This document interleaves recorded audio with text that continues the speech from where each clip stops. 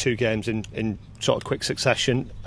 Bolton, clearly there's a big backstory and they've been up there and down and on the way back up again. Is going there another one of those little reminders you get periodically when you're Accrington manager of how quickly things have changed and how far you've come? Yeah, it is, and you know, it's a great stadium to go to. And I've watched them quite a bit this season, and they're an exciting side to watch. They're a good side to watch. They're dangerous. They can score goals. It's off at that. They're good to watch as well. They play some good football. I like watching them. And hopefully I'm not watching them play too much on Monday. I'm watching our team play. You've talked at length this season about your away fans particularly, and how they seem to have kind of gone from strength to strength. You rewarded them in the last away game with a victory. Does it feel like, I think there's a ticket promotion on as well and it's cheap prices, does it feel like Bolton's short trip is a real nice opportunity for those fans and the team to kind of continue to forge that bond? Hope so. You know, I think we'll get a good attendance on Friday as well. And the holiday games are always a little bit special for me. I always think that everyone seems to be in a better mood, probably because they're not working. And I hope that we can give them what they deserve.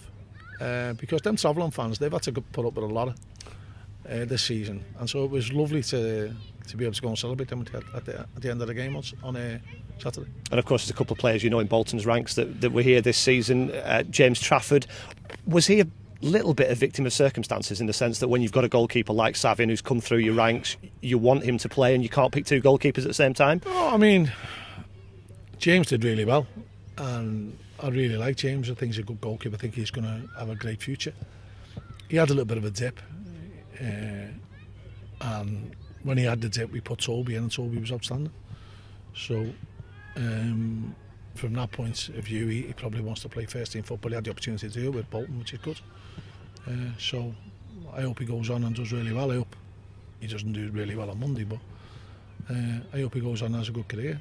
And Dion is Dion. You know, little snapshots you see him playing for Bolton, and we see the same Dion. You know, he scores goals, he never gives defenders a minute on the ball, can sometimes be guilty of losing the ball in important areas, and still doesn't get the fouls that he should get.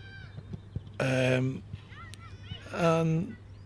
he's a very, very good player, and you know, I hope he goes on as a good career, and hopefully this move to a bigger club in name.